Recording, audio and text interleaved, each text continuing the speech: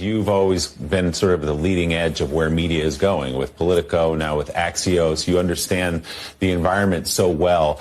How do Democrats, and frankly, how does legacy media need to change the way it thinks about getting information? I mean, a lot of the voters who went out and voted for Donald Trump, that so many people are wondering what happened here, they're not watching, frankly, this show. They're not reading the New York Times. They're not consuming media that way. And the Trump campaign found those voters where they live. So how do Democrats need to change the way they communicate to voters, if you think that's part of the problem? For sure. I mean, I think all of us have to come to grips with legacy media is just not as important as it thinks it is. It is to you, it is to me. That's a relatively small group of people who rely on us for their information. And you have to go into the world as it is, not as you wish it to be. And basically, the way people get information has shattered into 20, 30 different pieces. And so if you just look empirically at the numbers, Joe Rogan's more important than any of us. He just has a much bigger, hyper-connected audience that listens to his every word. So maybe listen to Joe Rogan and kind of understand, like, what is he talking about? What are the guests that he has on? What are the issues that they care about? Realize that the gravity of right-wing discourse is now taking place on X. It's not Fox. X is what matters. Elon Musk is now, I wrote about this yesterday, arguably the most powerful civilian in the history of the country. He controls information flow. He controls multiple businesses. He has the president's ear. He's going to be in charge of some newfangled organization to gut government spending. We've not seen a person with that kind of clout across those sectors. But where his real power comes from is X. People thought he was an idiot when he bought X because he lost a lot of money. He's got a lot of money. And now he happens to have the most powerful platform on the right. And politics is downstream from information. And there's just a whole new information ecosystem out there. So for us, for you, for Democrats, for Republicans, you have to understand. Take a look at those faces, gang. Look at them. That's as this guy is, Frank Bruni is talking. Take a look at those faces. What are they realizing? Those woke legacy media elites are suddenly realizing for the very first time that their liberal cosmopolitan world has imploded. That's it. That's the moment. They're finally realizing what we've known for years on this channel, that a new era, a new world, a new conservative age is rising. And their world, their liberal, globalist, corrupt managerial world, is coming to a colossal and decisive end. And we are all here to witness and celebrate it all together. Hey, gang, with everything going on right now, it's hard to say what could happen or what will happen. And to make matters even worse, we usually don't find out until it's too late. But when it comes to your money, you should understand what's at stake. That's why I partnered with Goldco. Now, you guys know I'm a big fan of hedging future risks with the timeless value of gold and silver. And that's why you've got to click on the link below or go to turleytalkslikesgold.com to get your free gold and silver kit. Gang, it's an amazing free resource that shows you step-by-step how to get into precious metals tax-free and penalty-free, even if your money's still in a retirement account like an IRA or a 401k. And the best part is that you may already qualify to get up to $10,000 in free silver. You've seen the writing on the wall. Click on that link below or go to turleytalkslikesgold.com to get your free gold and silver kit right now, because this is about taking back control of your freedom and your privacy. We can't predict the future, but we can certainly prepare for it. So don't wait. Take action now to defend your freedom, your privacy, and your future. Click on that link below right now. 3 words. What a week. What a historic, epic, world-changing week we have all lived through together. In many ways, there'll never be another week quite like this one. I mean, make no mistake, this is just the beginning. I hope to show you that throughout this video today. This is just the beginning of a new conservative age rising in our midst all over the world. It's already been going on. It's It's what I've been trying to convince you guys for the last 8 years. But what Trump did, what he accomplished, what the MAGA movement accomplished is by far greater than anything we have seen in modern political history. We just saw a candidate for the first time since FDR win 3 historic elections in a row in record numbers. This is just the beginning of a political realignment that will change our nation for generations. But this week was special. It marked the decisive breakthrough of this new conservative age when the political paradigm shift that we've been tracking and talking about now for 8 years finally broke the woke liberal left-wing globalist defenses. And now they are scattered in a total and complete retreat. I'm just thinking of that scripture passage, let God arise and let his enemies be scattered.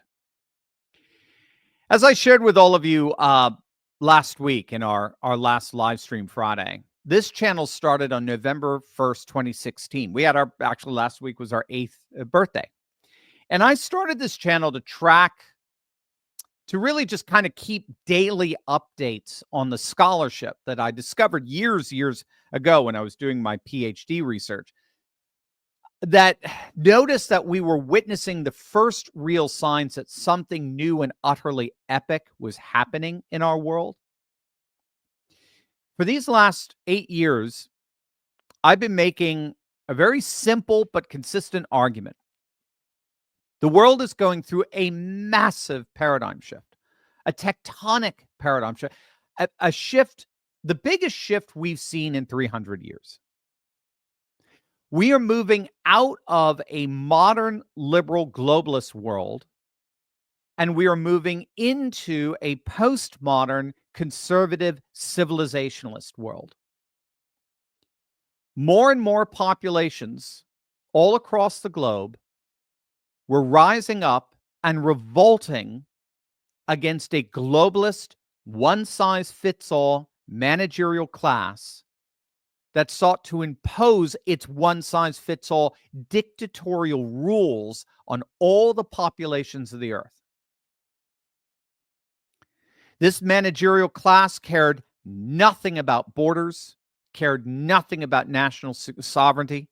It cared nothing about keeping manufacturing and industrial jobs and economic sovereignty at home.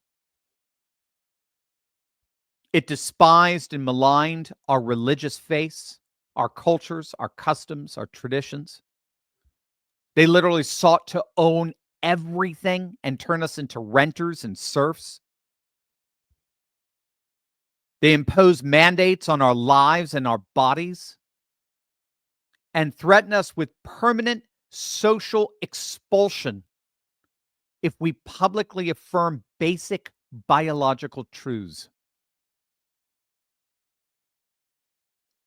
They repeatedly told us that our concerns about the border were rooted in our racism, xenophobia, and bigotry. They told us that our concerns about inflation were rooted in disinformation. They told us that our fears about jobs and the economy were rooted in ignorance. They told us about our concerns about fairness in female sports were unfounded at best and phobic at worst. They told us that our fears about rising violent crime were naive and stupid. And they told us that our support of the one presidential candidate who shared all of these concerns with us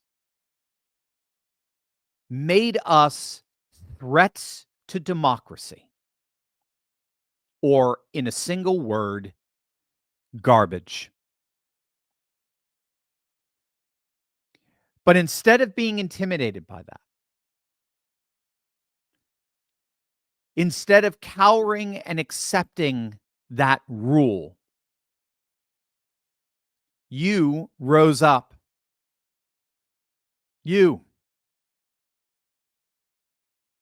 It first happened back in 2016 particularly in June of that year, when more Brits voted to leave the European Union than had ever voted for a candidate or party in Britain's electoral history.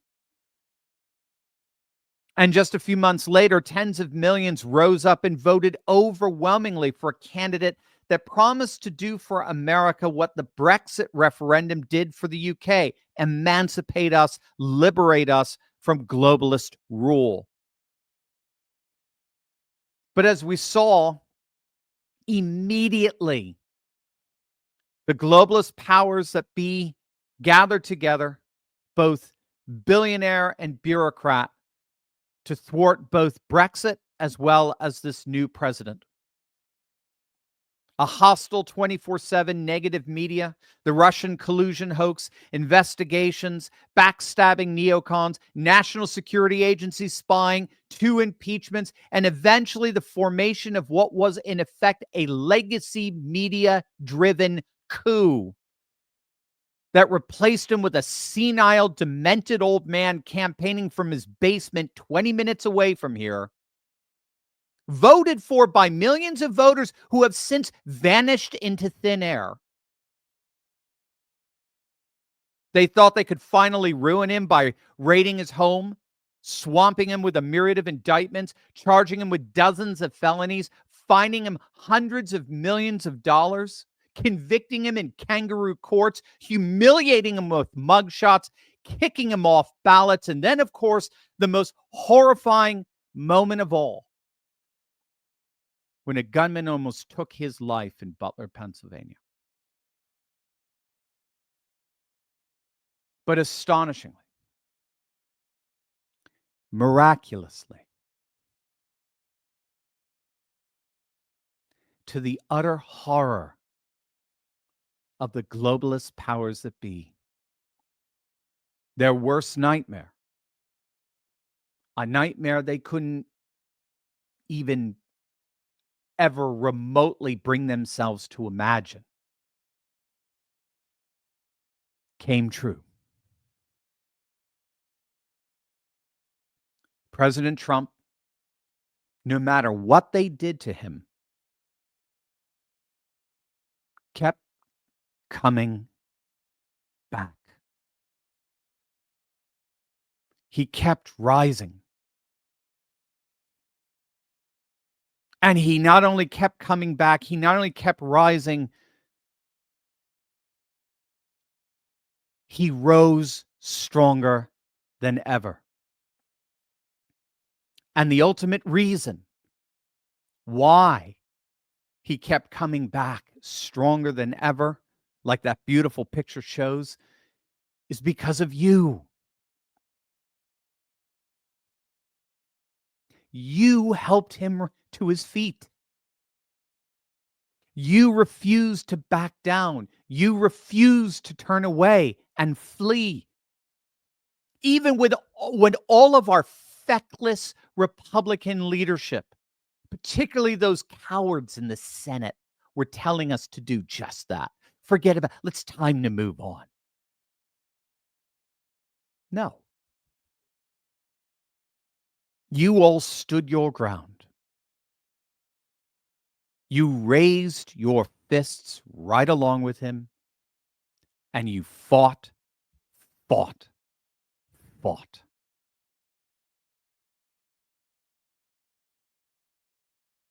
And as a result of that faithfulness, as a result of that courage, as a result of that standing your ground, rising and fighting,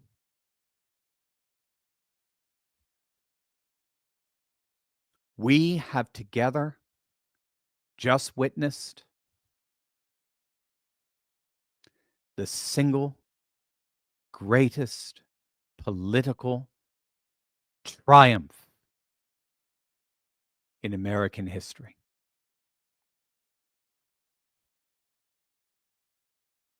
Trump's triumph this past Tuesday, as I'll show you in this video, Trump's triumph was his greatest triumph ever. This far surpassed anything he did in 2016 or 2020. It even surpasses what Obama did back in 2008. This was an election victory unlike anything we have seen before. And it's ultimately because we stood together. By God's grace, we stood our ground. We fought. And we won. Those globalist powers that be are right now, as we speak, in full and panicked retreat. And we're seeing the implosion everywhere. Remember that caravan of migrants headed to our southern border? Did you hear about that? It's officially done. The latest reports are that the 3,000 person caravan that started in southern Mexico has basically dissipated as word spread that Trump was going to have them immediately arrested and deported when he got in. In other words, any hope that Trump's plans of mass deportation would be thwarted or held up in the courts was dashed. Those Jack Smith cases against Trump, dead. Over. The lawfare is officially done, and it failed in every way imaginable. Jack Smith's name will soon be forgotten forever. He probably won't even be anywhere near D.C. when Trump is inaugurated. Even that corrupt Manhattan court presided over by that idiot Judge Merchan is going to toss the whole thing out eventually. Doesn't even matter what he does. He's the most irrelevant peon on the planet right now. Oh, and Trump's team has a rather explicit message for New York Attorney General Letitia James. Check this out. Let me just say this to Big Tish James, the New York Attorney General. I dare you. I dare you to try to continue your lawfare against President Trump in his second term. Because listen here, sweetheart, we're not messing around this time.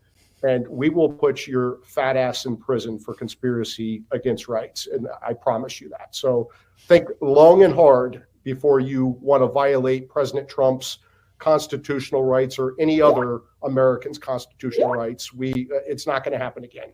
We've been warning people on the show, Mike. This isn't the same Trump administration. Stop messing around. Don't rig elections. Don't illegally vote. Don't try the funny business, because we know the team this time and they are not effing around. That, my friends, is what the breathing of the fresh air of freedom sounds like. Oh, yeah, Letitia James, try it and we will throw your fat ass in jail.